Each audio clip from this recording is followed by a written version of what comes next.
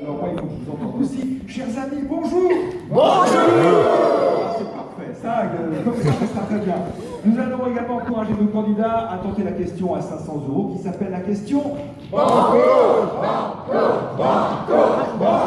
Et puis pour les 1000 €, c'est le Super. C'est bien, jeune homme, c'est parfait. Vous crierez aussi lorsqu'on enregistrera. Et nous allons également faire un essai avec nos candidats pour le spécial jeune. On va se dire bonjour Tristan et bonjour Nicolas, bonjour Tristan, bonjour Nicolas, bonjour Tristan. Ah, on n'a pas bien entendu votre bonjour. Bonjour Tristan. Bonjour, très bien, bonjour Nicolas. Bonjour. Voilà. Un petit peu plus, oui, bonjour Tristan, comment ça va? Ça va, très bien. Et Nicolas, tout va bien? Oui. Aussi, parfait, un duo de jeunes, donc de lycéens pour l'émission du mercredi 7 octobre. Le dernier essai, c'est le métallophone, car vous savez que le jeu ne serait pas le jeu sans le fameux meeting, l'heure du déjeuner. C'est bien connu depuis 1958, il y a le jeu du métallophone. Alors, c'était pas vous au début, les premières années, c'était pas vous, mais à partir de ça. Ah oui, d'accord, allez, c'est un petit essai.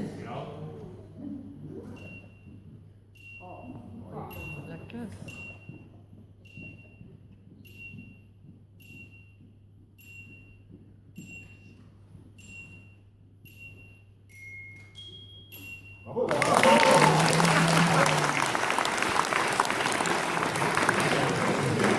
Et bien voilà, nous sommes fin prêts, il est 12h45 et c'est mercredi 7 octobre. Ça tourne. 5, 4, 3, 2, 1, 0. Chers amis, bonjour! Bonjour!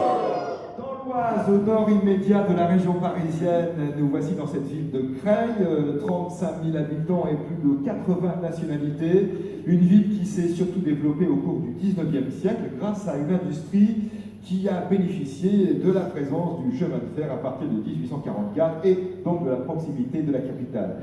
Dans un premier temps, la commune, la ville s'est spécialisée dans la faïence. L'agglomération est ensuite devenue un grand centre métallurgique et a abrité à partir du XXe siècle plusieurs usines liées au secteur automobile, des secteurs qui ont connu la crise à partir des années 1970 et beaucoup aussi en 1980. Le château royal de Creil, lui, est mentionné dès le IXe siècle, quand il fut détruit par les Normands. Il ne fut reconstruit que sous Charles V, vers 1374, et puis après différents changements de propriétaires, il fut vendu en 1784 et presque totalement démoli. On peut encore voir les bases de plusieurs tours rondes de ce château royal de Creil. Mais à l'emplacement de cet ancien château, deux lieux sont à visiter. Le musée Gallet-Juillet, qui retrace la vie d'une famille creilloise au 19e, dans cette belle maison bourgeoise, et juste en face, juste à côté, la maison de la faïence, qui présente de très belles pièces, essentiellement aussi du 19e. La salle dans laquelle nous sommes s'appelle la faïencerie, c'est le centre culturel de la ville, installé dans un bâtiment contemporain, construit au début des années 1990, à l'emplacement de l'ancienne manufacture de faïence. Et de cette histoire de la faïence de Creil, je vous parlerai demain dans l'émission, la fameuse faïence signée Creil et Montauban. Vous avez sans doute vu, ou peut-être en avez-vous, des assiettes signées Creil et Montereau. C'est le spécial jeune aujourd'hui sur France Inter, en vous signalant au passage que nous serons en direct de Rennes après-demain vendredi, mais donc aujourd'hui à Creil dans l'Oise. Je vous remercie d'accueillir Tristan Lefebvre et Nicolas Gosselin.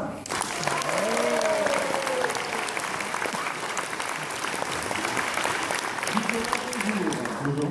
Nicolas Gosselin en classe de terminale S, mais pas ici à Creil. Non, j'en suis Oise. C'est tout près? Oui, c'est à côté. Comment s'appelle votre lycée? Le Marie Curie. Un petit bonjour aux copains, aux copines. Voilà. Exactement. Le lycée Marie Curie à Nogent-sur-Oise. Vous, votre passion, en dehors bien sûr des matières qui sont enseignées en terminale S, c'est la musique et un instrument particulièrement lequel? Je fais du saxophone. Depuis quelques années. Oui, ça fait plus de 10 ans, pratiquement. Comment avez-vous commencé? Pourquoi avez-vous choisi le saxophone? Vous vous souvenez? Pas exactement, mais j'avais 6 ans quand j'ai commencé vraiment le saxophone.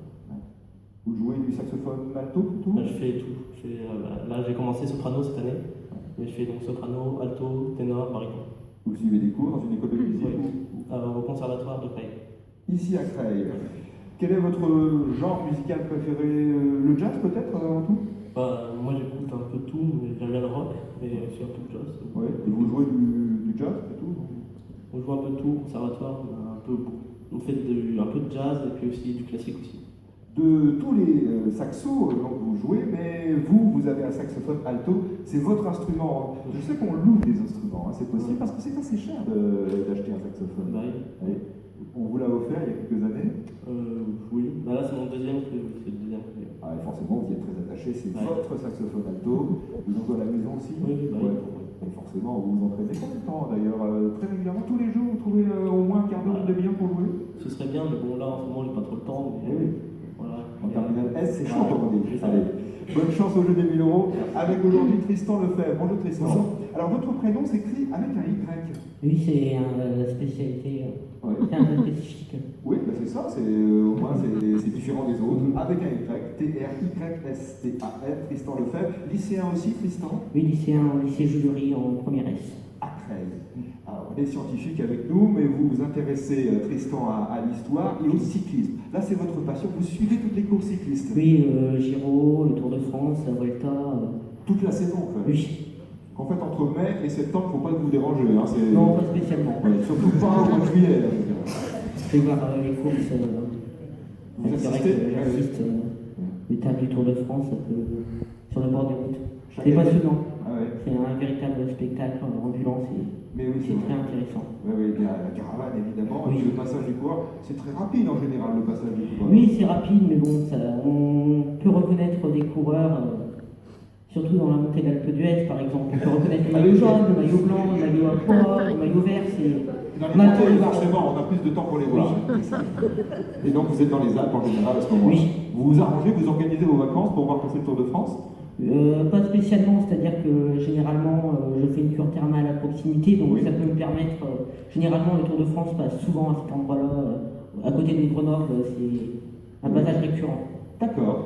Très bien, ben voilà de belles activités, de beaux centres d'intérêt. Tristan Lefebvre, Nicolas Gosselin, Tristan Lefebvre, bonne chance au jeu des 1000 euros sur France Inter. J'ai des questions pour vous, et elles commencent par ces questions bleues, donc les premières sont bleues, les plus faciles. Voici la première du jour de Quentin Le Bastard, de Sucé-sur-Erdre, en Loire-Atlantique. Quel signe, c'est une question pour Nicolas notamment, mais pour Tristan aussi, quel signe baisse d'un demi-ton la note qu'elle précède? C'est le bémol, c'est cela.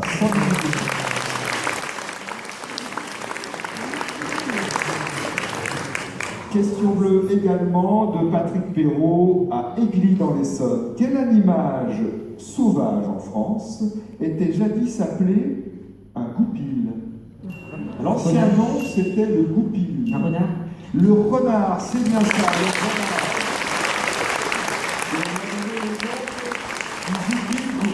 renard. On l'appelle le renard maintenant. Troisième question bleue, de l'école Marcel Pagnol de Bouillé-Loré dans les Deux-Sèvres. Nous avions d'ailleurs proposé des émissions, c'était à Noël dernier, dans des classes de cette école Marcel Pagnol dans les Deux-Sèvres.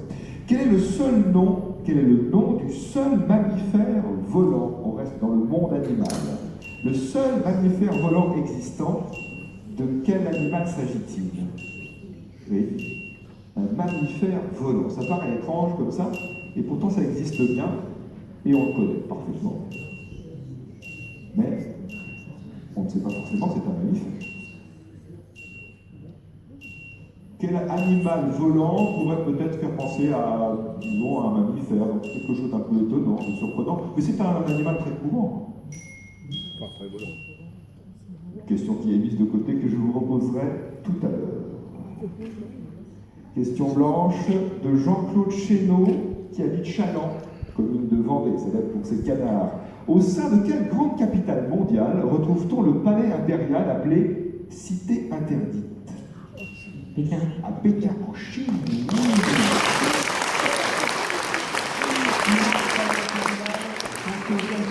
Aujourd'hui, musée. Question blanche aussi de Frédéric Réjoux de Saint-Marien en Gironde. Question envoyée sur franceinter.fr.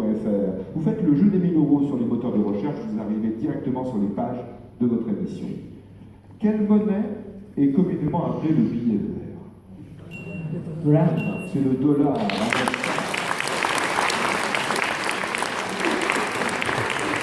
Et Nicolas et Tristan, cette question rouge, avant que nous ne revenions à la question bleue mise de côté, question rouge de Guy Berman, qui réside au Luxembourg. Quel est ce mot au féminin? Il signifie de l'argent qui rentre, au masculin c'est de l'argent qui reste, et au pluriel c'est une occasion d'argent qui sort. Alors, je vous rappelle l'ensemble de la question à différents aspects, disons. C'est un mot qui au féminin signifie de l'argent qui rentre, au masculin c'est de l'argent qui reste, et au pluriel, c'est une occasion d'argent qui sort. Il y a un peu d'esprit, il y a même beaucoup d'esprit dans cette question de notre auditeur, questionneur dit. C'est un même mot, donc il peut être, vous l'avez compris, masculin ou féminin. Et donc parfois pluriel.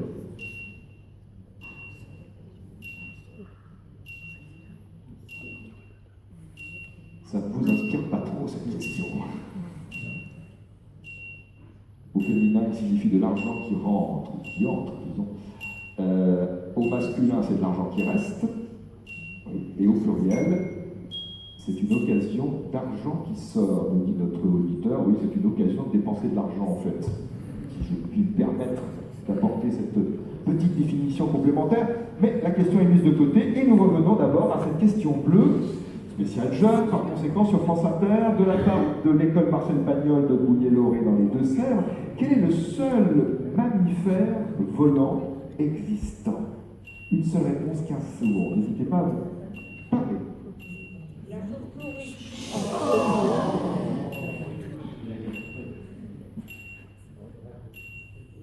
La chauve-souris. C'est la chauve-souris.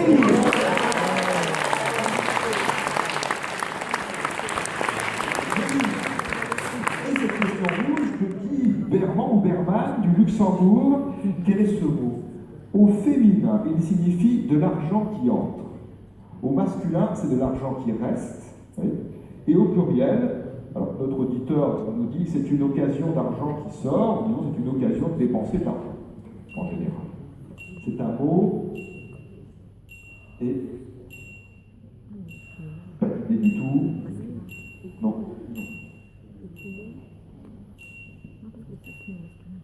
Je vais vous donner la réponse dans très peu de temps.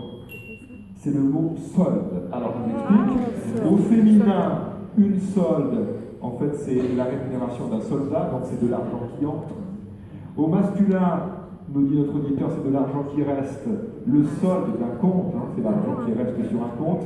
Et avec un S, masculin pluriel, les soldes, ce sont des rabais, et comme nous le disait notre auditeur, c'est une occasion d'argent qui sort, c'est l'occasion de dépenser de l'argent pour faire les soldes, comme on dit, 2 fois par an. Guy Berman du Luxembourg va recevoir la somme de 45 €, alors que passe un avion ici, il faut dire qu'il y a une base aérienne à Creil, enfin pour l'instant, hein, parce qu'il n'y aura peut-être pas des avions très longtemps sur cette base aérienne de Creil. Je ne sais pas si vous avez entendu l'avion à l'antenne de France Inter, mais nous, il est bien passé au-dessus de nos têtes. Tristan Lefebvre, donc je reviens à notre thème principal, Tristan Lefebvre et Nicolas Gosselin peuvent s'arrêter et repartir avec 105 €. Ils peuvent aussi, en passant par le repêchage, tenter le...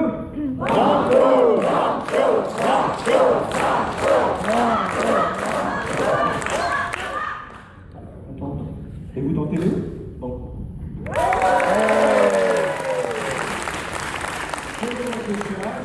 Il vous faut trouver le titre de ce film, extrait. Et alors que la proue sombre, la poupe, elle, se lève. Doucement d'abord, et puis de plus en plus vite, jusqu'à ce que finalement, il n'y ait plus que son cul qui dépasse de l'eau. Et c'est un gros cul, pas 20, 30 000 tonnes. D'accord? Et la coque n'a pas été conçue pour supporter une telle pression. Alors, qu'est-ce qui se passe? Il se fend jusqu'à la quille. Et la poupe, elle, retombe en flottaison. Puis la proue coule, ce qui tire la poupe à la verticale et finalement se détache. Là, la partie proue se met à flotter comme un bouchon pendant 2 minutes, se remplit d'eau et sombre à 2h29. 2h40 après la collection. Il s'agit d'un extrait de Titanic, Pirates des Caraïbes ou Les Révoltés du Bounty. Donc Titanic, Pirates des Caraïbes ou Les Révoltés du Bounty. Titanic. Mais oui, c'est ça.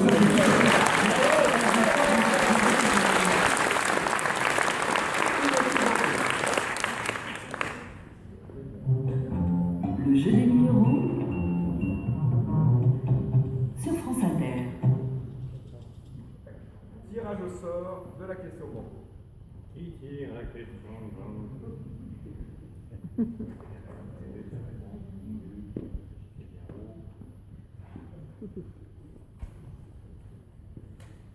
Merci. On repart. Le jeu des 1000 euros sur France Inter. Nicolas Gosselin, Tristan Lefebvre, deux lycéens qui jouent sur France Inter à Creil et qui sont arrivés à la question banco de Marie Duchalard de Montmorillon dans la Vienne. C'est une question de calcul mental, vous avez 1 minute au maximum pour y répondre et n'hésitez pas à coordonner vos réponses. Vous pouvez discuter entre vous, au contraire je vous y encourage vivement. Quelle est la moitié du tiers de 60 ?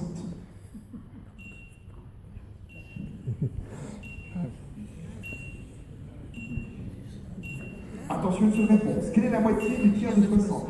Est-ce que vous vous êtes coordonné ? Vous avez donc une réponse. Hein. Tristan, vous voulez déjà prendre la parole, mais alors, soyez bien certain de votre réponse. Je ne pense pas qu'il y ait de difficulté particulière. 10. Non. 10, la moitié du tiers de 60. 60 divisé par 3, c'est 20, et la moitié, c'est 10.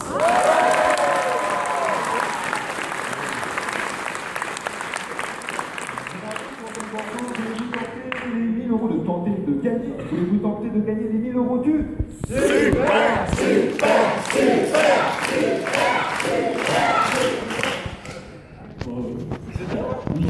Oui, d'accord. Super banco.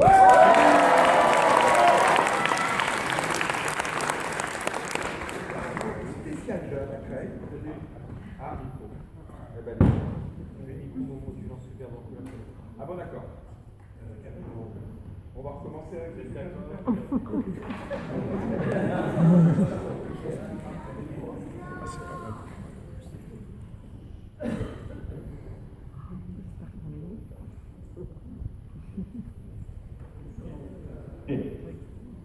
Ok, merci. Alors on reprend. Alors, super. C'est super. Oui, super. Et vous dites donc Oui. On s'en fait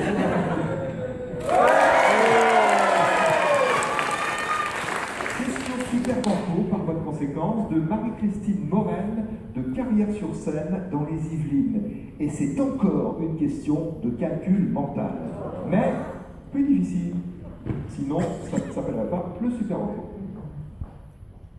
Un automobiliste parcourt 160 km en 1h20. Quelle a été sa vitesse moyenne ?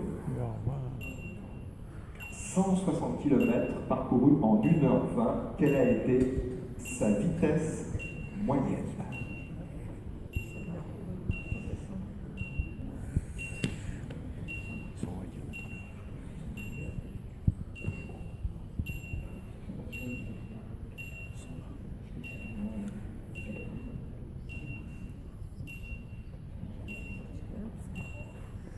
« 160 km parcourus en 1h20.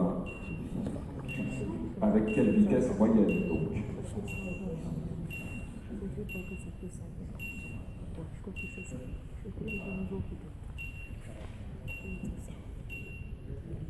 120 km/h. 120 km/h.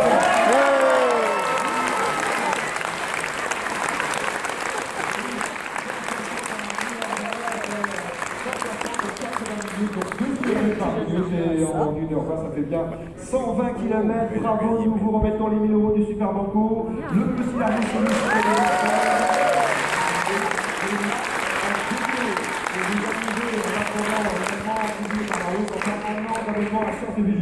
Bonne journée à tous et à demain, si vous le voulez bien.